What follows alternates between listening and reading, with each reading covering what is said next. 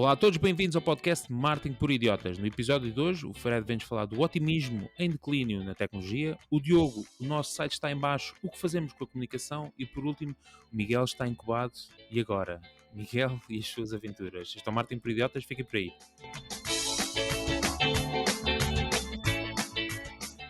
Olá a todos, sejam então muito bem-vindos ao podcast Marketing por Idiotas. O podcast onde todas as semanas o Diogo, o Miguel, o Fred e eu, o Ricardo, vos trazemos as últimas tendências, notícias e novidades sobre marketing, negócios e tecnologia. Se querem manter informados sobre estes temas, estão no sítio certo. Olá Diogo. Olá.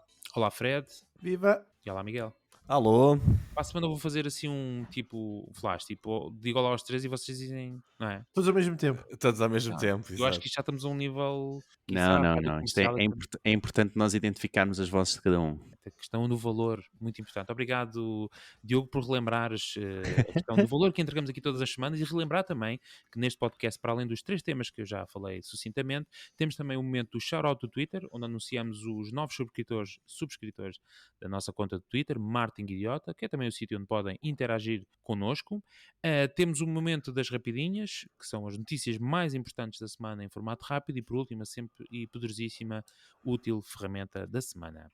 Muito bem, sem mais demoras e para entregar o máximo de valor possível, no mínimo tempo possível, o máximo de valor no mínimo, acho que bateu certo. Miguel, vamos começar por ti. Tu trazes sempre temas, quiçá, bem estranhos. Estás incubado. Isto, pronto, para quem segue o nosso podcast sabe que este som é característico de alguns dos temas de Miguel e tem um motivo para ser. Mas esta semana estás incubado e explica-nos já então o que é que Então estás. pronto, é verdade, eu esta semana sinto-me incubado, eu sinto-me um unicórnio, ou no meu caso um rinoceronte incubado desde sexta-feira. Incubado, pá, eu tenho estado a ir para Lisboa de carro, eu fico fechado um dia inteiro, dias inteiros num bunker, entrar às 9h30 da manhã como se fosse um empregado de meia leca qualquer. Epá, é mesmo assim, eu estou com uma crise de meia-idade profissional. Então decidi aceitar o desafio da Dimium, uma incubadora de startups, para começar a minha startup. Esta viagem está a ser uma verdadeira aventura de aceleração. Foi um fim de semana ultra intenso, começou na sexta-feira de manhã e terminou no domingo ao final do dia, e para mim foi mesmo uma surpresa. Basicamente foi na Dimium, que é uma empresa, uma incubadora de startups. Nós desde lá tivemos um conjunto de workshops, atividades, fizemos planos de negócio, etc., 100% focados na ideia de criar uma startup e prepará-la para ir para uma ronda de financiamento. Eu achei brutal, porque a ideia não é bem aprender negócios, ou seja, isso já parte do princípio que nós sabemos. A ideia é mesmo como criar um negócio altamente escalável para ir a um fundo de investimento e conseguir obter um investimento entre 100 a 500 mil euros. Eu agora estou na fase de encontrar um cofundador para o projeto que vou criar, que ainda não sei qual é, mas a ideia é começarmos a criar aqui uma equipa já mais sólida. Boa. E o que me surpreendeu nisto, eu ia com algumas crenças, tipo, isto é mais para os miúdos e tal, mas o que me surpreendeu na realidade foi a quantidade de talento incrível que eu encontrei, principalmente na parte dos organizadores. Nós temos miúdos de 24, 25 anos que já venderam projetos à Bosch e a outras grandes tecnológicas que inventaram, robóticas, etc. Uma coisa mesmo incrível. E conseguiram obter financiamentos de centenas de milhares de euros de investidores, ok? Eu estou a aprender imenso sobre o tipo de empresa que recebe financiamento e hoje partilho algumas estatísticas com vocês, aqui sobre o mundo das startups. Os Estados Unidos são o maior produtor de startups, com cerca de 70 mil startups por ano, depois a Índia e o Reino Unido. 7,1% das startups são de fintech e estas são as que obtêm mais financiamento. Depois temos life science e inteligência artificial. A startup mais valorizada do mundo até hoje foi a ByteDance da China, com um investimento brutal de 350 milhões, se não estou em erro. E pronto, o resto já se sabe, apenas 9 em cada 10 startups sobrevivem. Dessas, 40%, só 40% é que se chegam a tornar rentáveis e as outras têm de continuar a receber investimentos de investidores. E as principais razões para o falhanço são falhas a analisar o mercado, ficar sem dinheiro e não conseguirem mais investidores, ter a equipa errada, preços e a competição, ok? Uma coisa que eu notei neste equipamento, que para mim é diferente, é que a ideia é mesmo criar startup, obter investimento, fazer crescer, depois decidir ficar ou vender. Tudo isto acontece num processo de 6 meses até se levar a um fundo de investimento e a seguir ou se continuar a trabalhar a ideia e a receber mais investimento, ou então acaba. O que eu hoje quero perguntar ao painel é: já alguma vez algum de vocês tentou criar? Eu sei que já têm negócios, mas tentar criar uma startup com esta ideia do isto tem de ser escalável, fazer crescer e depois eu quero vender a isto. Tem alguma ideia para a minha startup? Porque eu tenho de apresentar coisas até amanhã, se querem investir também. E o que é que vocês acham neste mundo das startups de uma forma geral?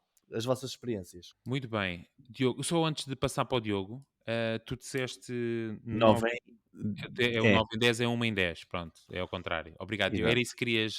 Ok, exatamente. Só Pronto, uma em 10 é que só 1 em 10 sobrevive. é que tem sucesso. Portanto, 9 em cada 10 startups 9 falham. em cada 10 era incrível, pá. Isso Pois eu era o acho que eu que ia dizer, bem, com esta Bem, estatística, pá, eu começava já a esfregar as mãos e comprava já o meu Maserati. Fogo. exatamente, vai já É. ao stand. Diogo, já agora, olha, estás aqui na linha, em direto. boa. Temos Olá, um Sou o teu ouvinte. take em sou o startup. Diogo de Lisboa. Olá, Diogo, Nada de então. bem-vindo. Estás Então, sóbrio há quantos meses? desculpa. Desculpa, isso é outro tema. Muito Sim, bem. bora lá. Então, eu acho que esta questão sobre que o Miguel traz aqui, especificamente esta última de porque é que falham as startups ou o que é que faz um sucesso de uma startup, porque é isso que procuramos muitas vezes, pá, é a grande questão. E recordo-me até uma vez, mencionámos aqui neste podcast, exatamente uma frase de alguém que era uma venture capitalist também, que dizia qualquer coisa como marketing cria ou leva à falência uma empresa. E eu diria que estou bastante de acordo, não é?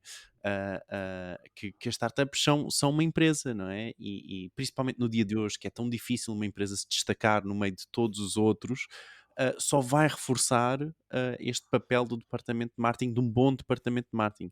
E não estou só a falar em termos de comunicação ou em termos de digital versus offline, mas em termos de constituição e criação de empresa, não é? Acho que nós todos, ou pelo menos para quem andou numa escola de marketing, acaba sempre por entrar no processo de encontrar uma necessidade, explorar a necessidade e depois, então, comunicar, não é? Mas a primeira coisa é, sem dúvida, encontrar a necessidade e tentar corresponder a essa necessidade. E isso é uma startup, para mim. E acho que é isso. Mas esta ideia de tentares criar uma escalável mesmo para receberes investimento, ou seja, uma coisa é criarmos um negócio, outra é uma para receber investimento. Já uma vez tinhas pensado nisso? Eu já trabalhei numa incubadora há bastantes anos na Alemanha.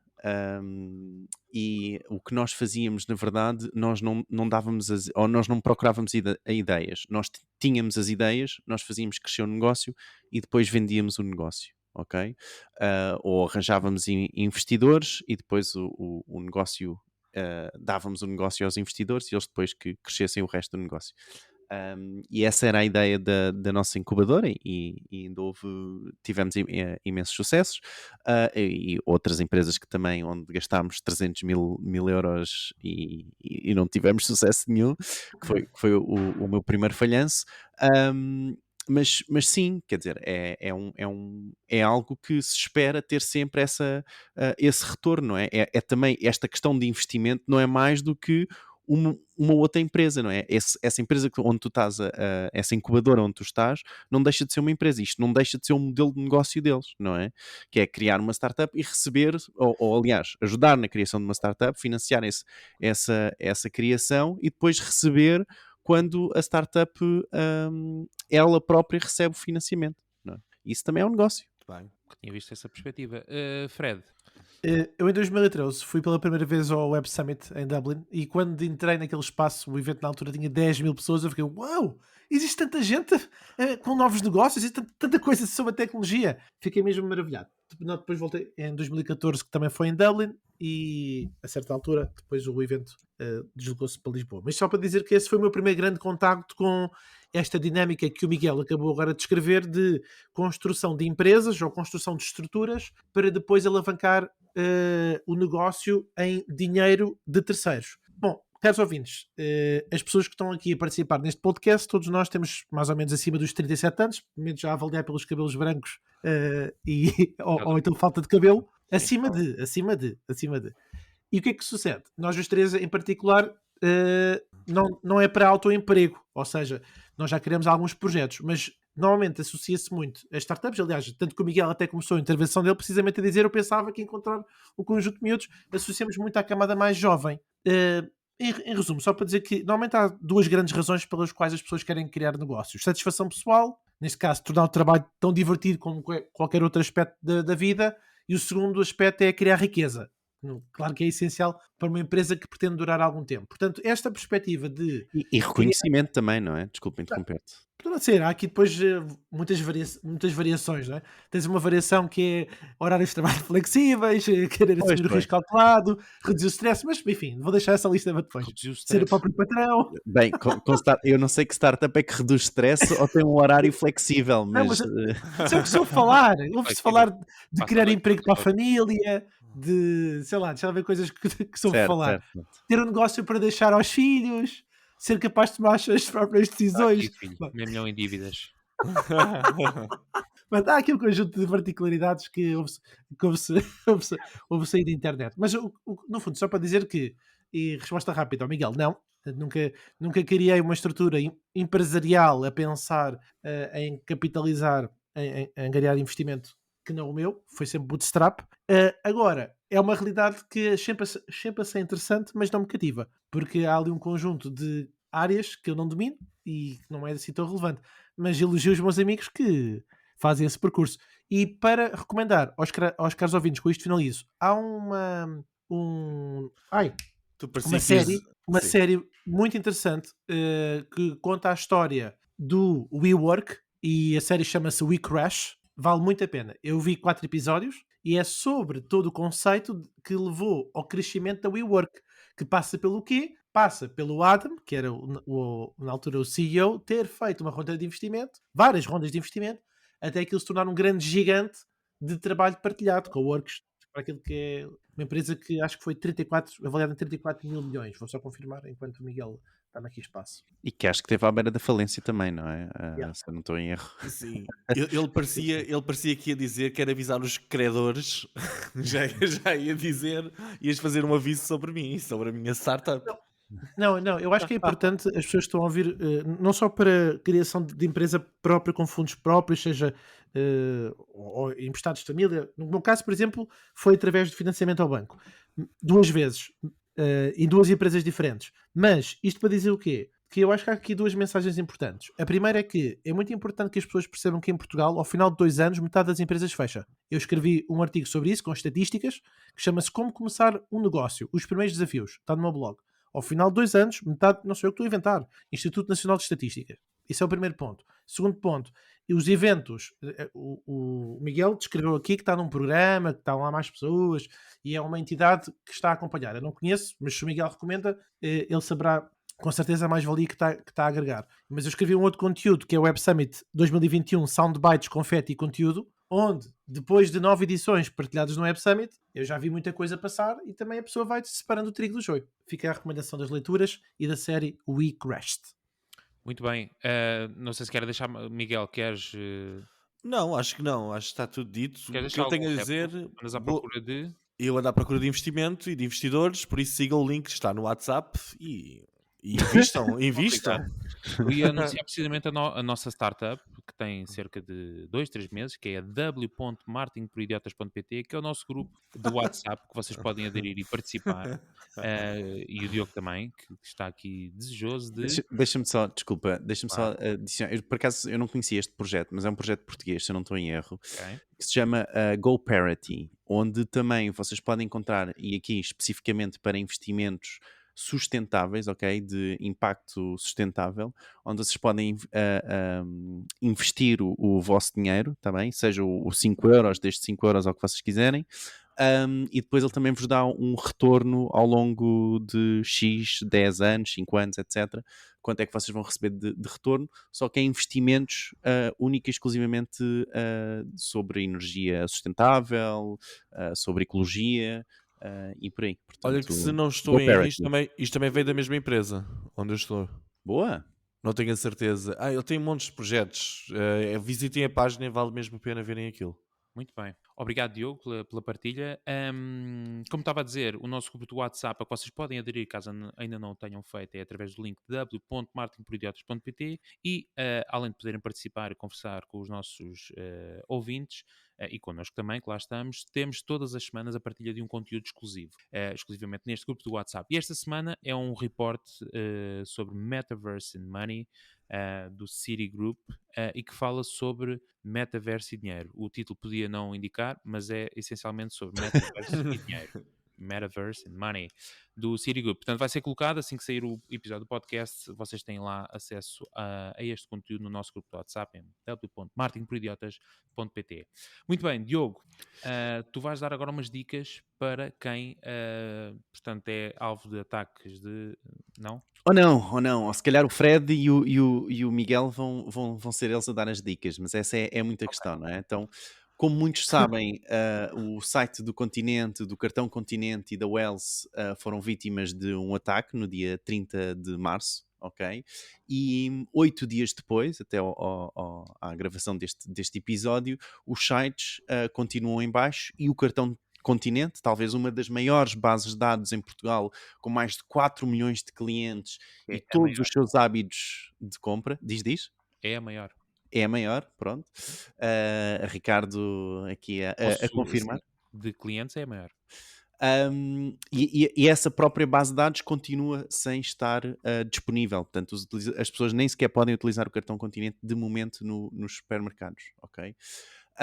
Segundo o Ricardo Lafuente, vice-presidente da Associação de Direitos Digitais de D3, a Sonai é a primeira a ter interesse em disponibilizar as coisas online. Se ainda não está, é porque aconteceu algo muito grave, ok? Também a adicionar que a Comissão Nacional de Proteção de Dados, a CNDP, confirma que foi notificada quanto ao incidente de segurança em causa nos termos do artigo 33 do RGPD, segundo o qual as empresas têm 72 horas para notificar a CNDP em caso de violação de dados pessoais. Pois é, estes 4 milhões de clientes, eu inclusive, e se calhar muitos de vocês aqui no podcast, não sei se vocês estavam aqui no Miguel, Ricardo, Cartão Continente, sim, subscreveram, Fred. Sim. Eu Tu tenho tudo. sentes-te Inclusive, violento. Sim, desculpa. sim, desculpa, estava só a dizer que tenho tudo. Uso tudo. Ok. E vocês sentem-se violentados neste momento? Sentem que a vossa integridade e O Diogo privacidade. está claramente revoltado. Sim. Agora, as pessoas descobriram os teus hábitos de consumo, Diogo, vai ser É público? verdade, há aqui muita coisa. Bem, só para relembrar, então este é o 4º grande ataque em larga escala a uma grande empresa portuguesa desde o início do ano, a imprensa. Foi a primeira a sofrer com os hackers no segundo dia de janeiro. Seguiu-se a Vodafone e os laboratórios Germano de Sousa. E segundo o Ricardo Lafuente, novamente, isto mostra que ninguém está livre deste tipo de ataques. Existe um discurso deslumbrado da tecnologia e das vantagens do digital, mas normalmente deixa-se de parte os riscos que existem pelo simples facto de se criar uma base de dados, aponta ao Ricardo. Estes ataques parecem cada vez mais comuns e, na verdade, segundo o Gabinete de Cibercrime da Procuradoria-Geral da República, no final de janeiro de 2001, as queixas de cibercrimes duplicaram. Portanto, é algo que está, não só parece que está a aumentar, como está a aumentar, e isto, como é óbvio, tem implicação em termos de negócios, mas também em termos de comunicação, não é? Em termos de marketing. Por exemplo, em termos de SEO, os sites podem cair completamente dos motores de pesquisa, sobretudo, dando o exemplo da SIC, todos os artigos que eles tinham acabam por ser removidos, não é? E acabam por não aparecer, e todo o tráfego que eles estavam a obter em termos orgânicos deve ter caído para menos de metade, não é? Mais a mídia que já estava, por exemplo, programada, sobretudo offline, é muitas vezes difícil de sair sem ter um custo, ok? Portanto, entre muitas outras implicações em termos de comunicação. E a minha questão para vocês é muito sobre o que fazer nestas alturas em termos de comunicação. Por exemplo, o que é que poderia o Continente fazer, ou que pode fazer, na verdade, porque os sites continuam em baixo, o que é que pode fazer em termos de comunicação? O que é que vocês acham? Miguel, queres dar o primeiro take? Pode ser. Já ia indicar, Eu, em primeiro lugar, eu acho que as empresas devem seguir o exemplo da Vodafone. Eu acho que foi aquele que teve assim mais impacto, ou pelo menos um impacto mais positivo neste conceito todo. Ou seja, eles explicaram muito bem o nível de gravidade do problema, descansaram as pessoas relativamente aos dados pessoais de pagamentos, etc. Explicaram o processo, como é que ia ser o retorno. Eu acho que foi um verdadeiro exemplo. Nestes casos é mesmo transparência. Aqui no caso do Continente, pelo que já percebemos, fomos todos violentados. Neste momento o meu personal trainer já sabe que eu continuo a comprar os fritos congelados com queijo por dentro. Epá, e eu não sei como é que eu não sei como é que isto vai ser. O que eu acho que está a acontecer não é que as estruturas estejam mais inseguras. Eu penso que está na realidade a acontecer uma mudança na mentalidade dos hackers. Esta comunidade já foi uma comunidade que me interessou muito em miúdo e eu próprio consegui entrar em algumas coisas. Epá, e fiz algumas coisas, acabei por fazer algumas coisas porreiras, quando na altura que estava mais dedicado à programação. Eu espero que as minhas palavras não me tornem a mim nem ao nosso podcast um alvo. Vamos lá ver se continuamos. Mas eu lembro que antigamente os hackers tinham um bocadinho mais de responsabilidade. Eles entravam, deixavam uma nota para o webmaster e para o resto da comunidade de hacking ver, e a coisa parava um bocado por aí. Até havia um certo orgulho em ajudar as empresas a tornarem-se mais seguras, ok? Hoje em dia parece que essa mentalidade está-se a perder um bocadinho e existe mais intenção de mostrar isto a toda a gente e realmente fazer barulho, ser visto, seja por membros da comunidade ou não. Querem mesmo mostrar que conseguem entrar. Eu não faço ideia nenhuma como conseguiram, mas curiosamente eu hoje lá na aceleração estava a falar com um especialista de segurança e ele disse-me pronto, que a maior parte dos erros continuam a ser os erros humanos, ou seja, colaboradores que não se apercebem, estão a abrir e-mails, estão a dar acessos, falam ao telefone e estão a falar com pessoas que parecem que são os tipos porreiros do departamento de informática. Nestas grandes empresas as pessoas não se conhecem, muitas delas não se conhecem pessoalmente, dão passwords ao telefone, dão e-mails, etc. E começam a abrir ali os acessos todos, não é?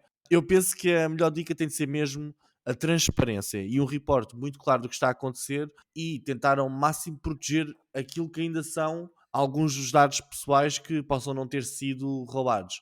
No caso dos pagamentos, etc., o que me deixa mais descansado em relação a isto tudo é que hoje em dia nós já temos third parties, empresas tipo a Stripe, a PayPal, etc., que estão no meio das ligações e já não me parece que o Continente receba mesmo os números dos cartões de crédito, isso já não me parece possível.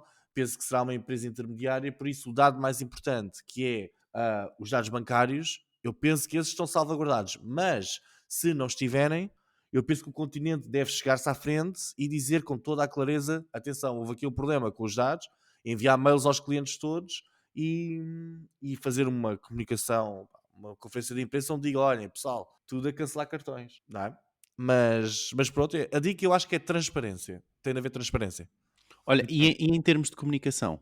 Desculpa. Eu acho que é isso, é uma comunicação transparente. Tem de ser uma comunicação transparente. Explicar o que é que aconteceu, se tem implicações, o que é que vai acontecer, quais são os processos para recuperar. E é fazer como o tipo da Vodafone fez. Epá, que dou-lhe os parabéns. Ele teve sempre ali, primeiro assumiu a responsabilidade e depois começou a explicar muito claramente o que é que E com vídeos no Facebook e não sei o quê. Desculpa, mas Exato. em termos de campanhas, achas que as campanhas devem refletir isso?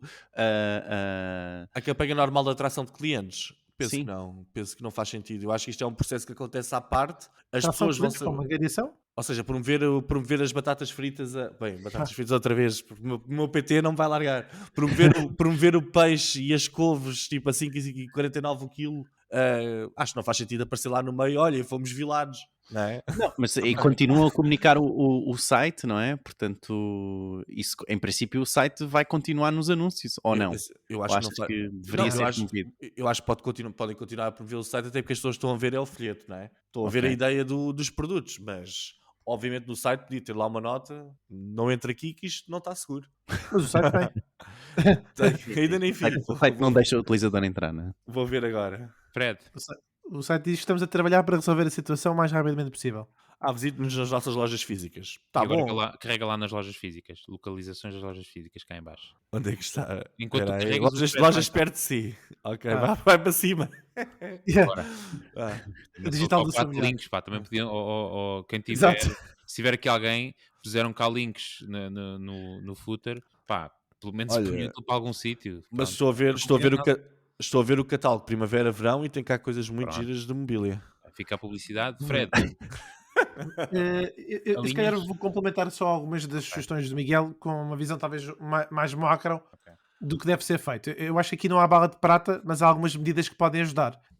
Por exemplo, os governos podem começar a designar o resgate como uma ameaça à segurança nacional, a par do terrorismo, o que iria canalizar mais recursos de inteligência para o combater, certamente. Porque, basicamente, há aqui países que são portos seguros, nós temos assistido nas notícias a um conjunto deles, para gangues, organizações que poderiam ser sujeitos a sanções ou a restrições às viagens para a Europa, Estados Unidos, e uma medida destas não vai resolver grande coisa, mas pelo menos podia ser uma medida para pressionar os países a perseguir os criminosos do próprio país. A maioria dos gangues deste tipo de ataques, o ransomware, exige um pagamento em Bitcoin. Neste caso, poderia ajudar a localizar os criminosos se as regras da indústria bancária e as leis contra o branqueamento de capitais fossem aplicadas com trocas de divisas criptográficas. Poderíamos também exigir que as empresas e agências governamentais que são atingidas por ataques divulgassem quem são publicamente, como aconteceu no caso da Vodafone. Desculpa, já diz. se sabe se isto foi um ransomware? Eu não sei, não Não tenho sabe. visto, estou incubado, não tenho estado a ver nada Não disto. sabe, Este não, a Sonai este não, projeto não. não Não Não divulga. divulgou ainda. divulgou nada. Ok. Sim, só no caso da Vodafone do Expresso. Outra sugestão, eu acho que era interessante o conceito de uma linha direta tipo 112 para as vítimas de pirataria informática, barra dados usurpados, barra extorsão informática.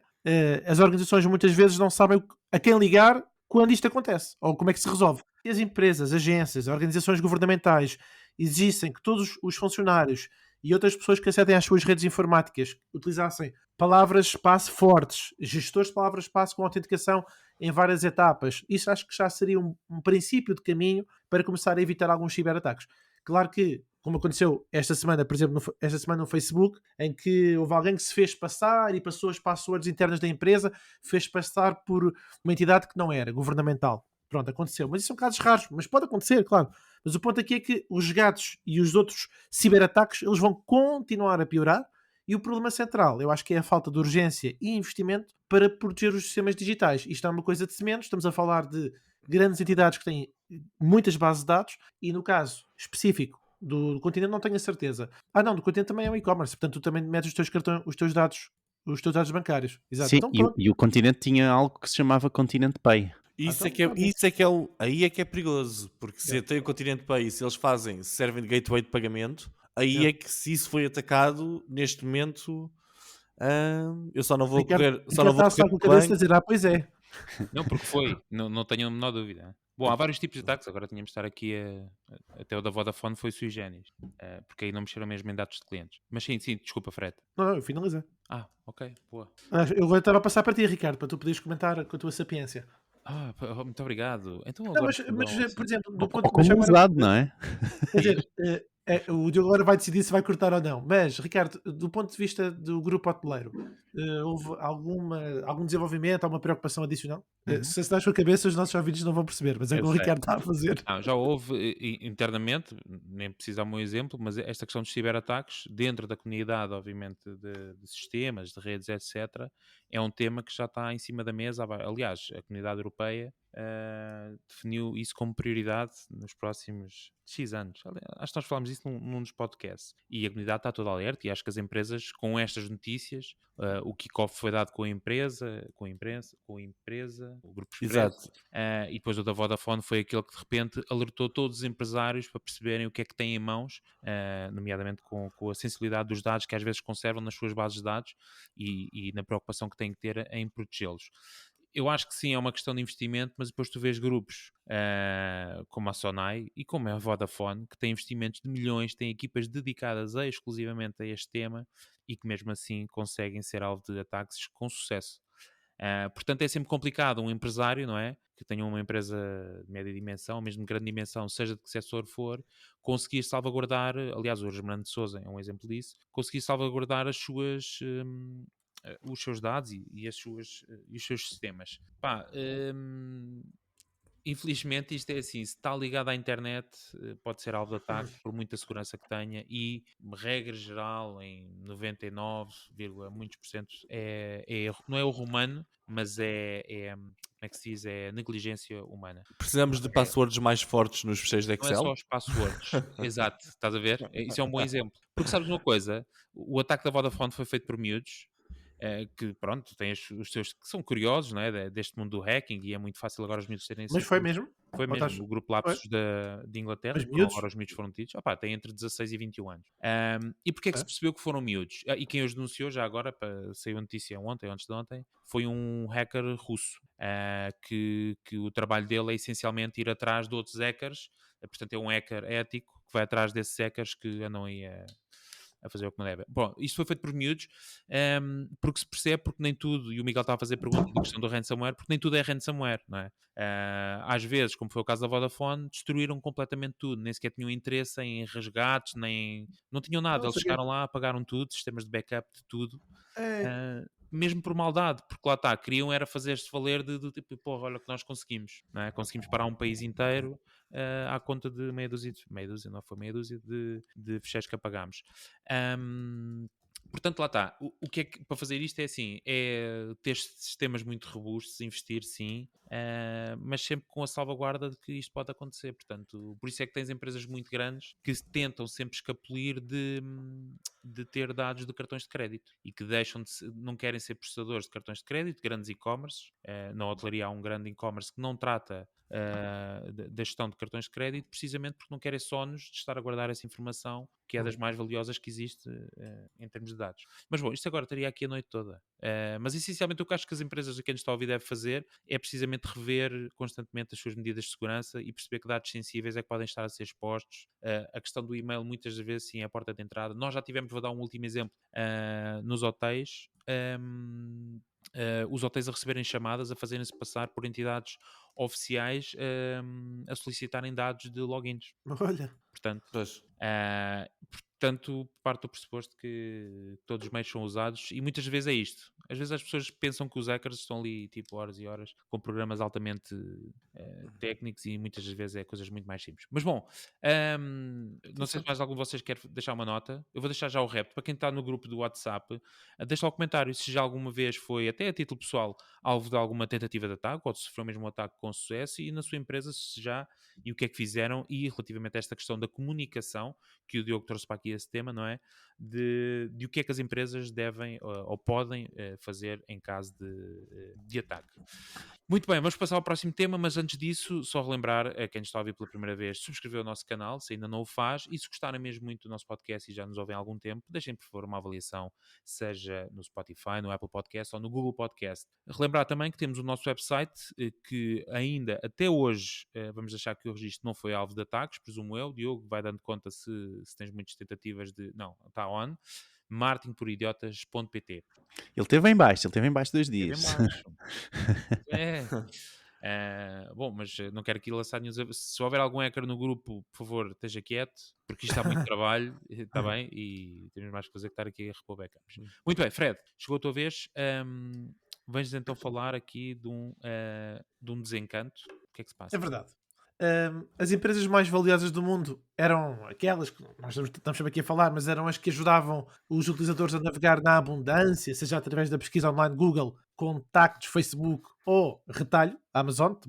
Estas 3 empresas que estão aqui no top of mind. Mas será que com a pandemia e com a guerra na Europa mudou alguma coisa? Bom, segundo a Bloomberg, o contexto empresarial de cerca de 100 ações de tecnologia caiu 14% a partir do final de dezembro de 2021. Ou seja, algumas ETFs, que fazem investimento, não é capaz de não correr muito bem. As superestrelas da tecnologia, incluindo o Facebook, o Alibaba, a Tesla, de uma forma geral, desceram nas fileiras das empresas mais valiosas do mundo. Portanto, só para termos aqui uma noção, em 12 meses, as ações da Zoom valem hoje menos 62% se comparado com o ano homólogo. Cada ação custa 120 euros, só para termos aqui uma noção. As ações do Facebook valem hoje menos 24% se comparado com o ano passado. E hoje tivemos a notícia que o Elon Musk comprou 9% das ações do Twitter, mas quando olhamos a performance das ações do Twitter em 12 meses, o Twitter perdeu 20%. Portanto, o Elon Musk ainda deu aqui mais dinha para isto não ser uma hecatombe geral. Portanto, quem é que ganhou à grande?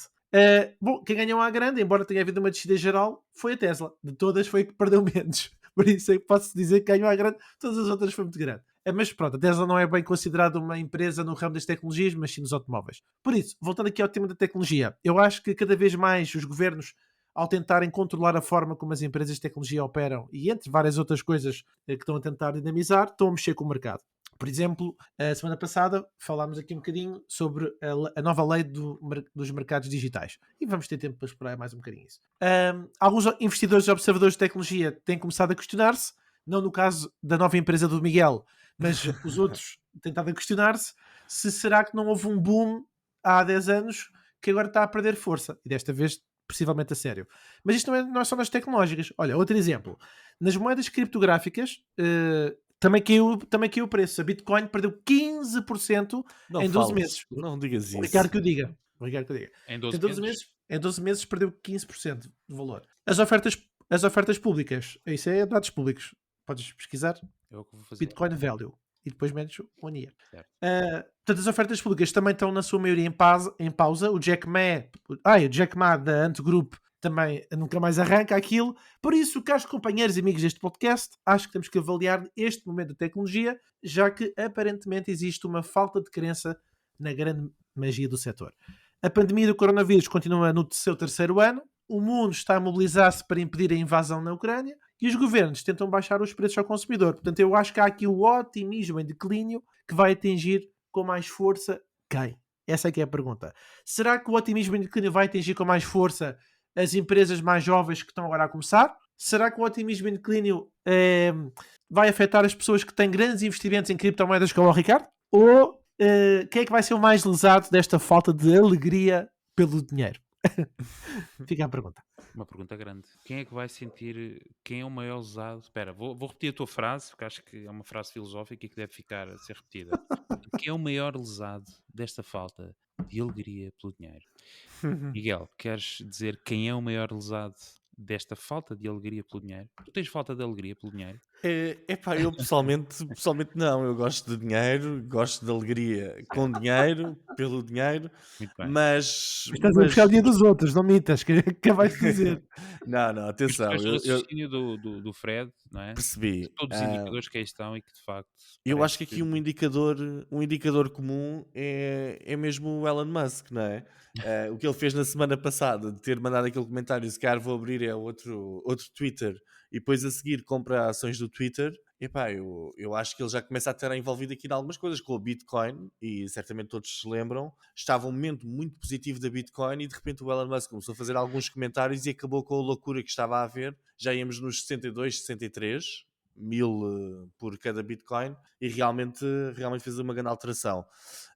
Eu acho que a falta de dinheiro, ou a falta deste entusiasmo por dinheiro e estas ações, estes movimentos da Bolsa, geralmente afetam em primeiro lugar os trabalhadores das grandes empresas com acionistas, porque estes, quando veem as ações subir, estão contentes, mas se veem as ações descer, geralmente também querem ver os recursos humanos a descer, ou seja, podem haver despedimentos em massa, etc. As pequenas empresas, eu acho que são muito afetadas por estas grandes tecnológicas, porque isto provavelmente vai se refletir em aumentos na publicidade, digo eu, não sei, por acaso nunca me apercebi se existe alguma correlação entre deixo na bolsa, aumentou os custos de publicidade para fazer algumas compensações ou não sei se isso é assim. Relativamente aqui a isto da cripto, etc, epá, eu já fui entusiasta.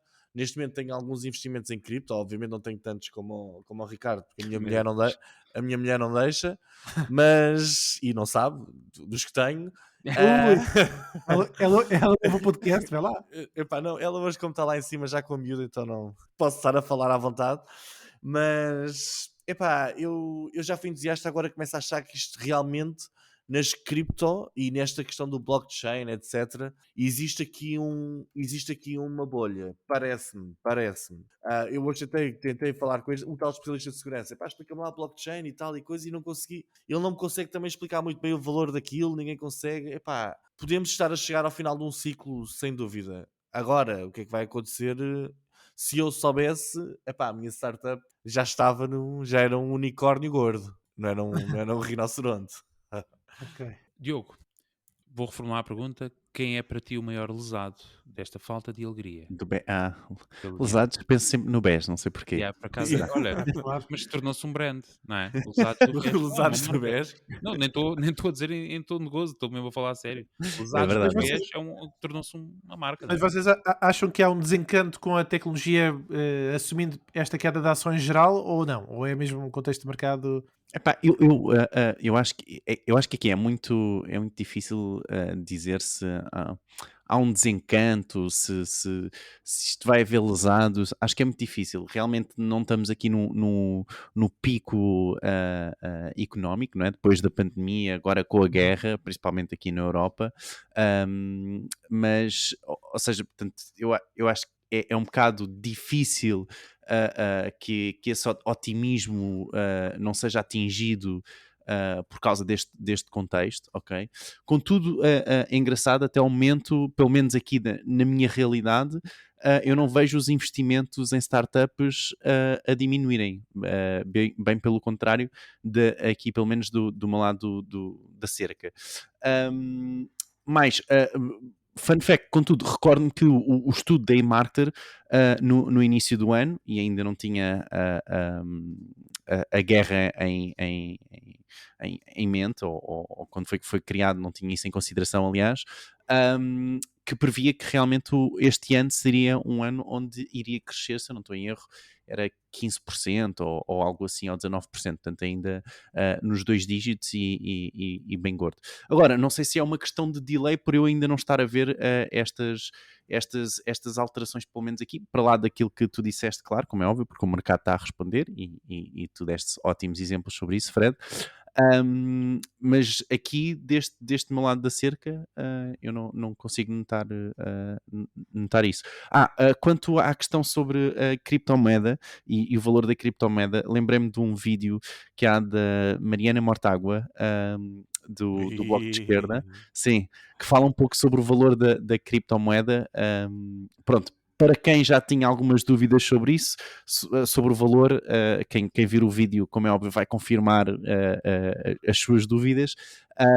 Quem seja mais a favor de criptomoeda, se calhar vale a pena ver o vídeo só para ver o que é que o outro lado pensa. Diz-me só uma coisa, ela é a favor ou é contra? Ela é contra no sentido... Então, já sou a favor, estou entusiasmado outra vez. Ela questiona exatamente o valor, não é? Quem é que está por trás e que não há um backup, que não há um governo, seja o que for, não é? Que esteja a suportar o valor daquela moeda. Sim. Desculpem. Vejam o vídeo é muito bom e ela fala bem melhor do que eu. Ela é economista, se eu não estou em erro. Portanto... Tanto por dizer. Bom, temos que começar a trazer mais política para este podcast. Sim, senhora. Muito bem. E assim fechamos os temas em chave de ferrugem. E vamos passar ao próximo momento do... Diz lá, queres dizer o quê? Não quero nada. Quero pôr aqui já a correr a nossa plateia, que está aqui já a alinhar para o grande momento que é o shout-out do Twitter. Vamos então anunciar os nossos novos seguidores na nossa conta de Twitter, Martin Idiota, e eles são...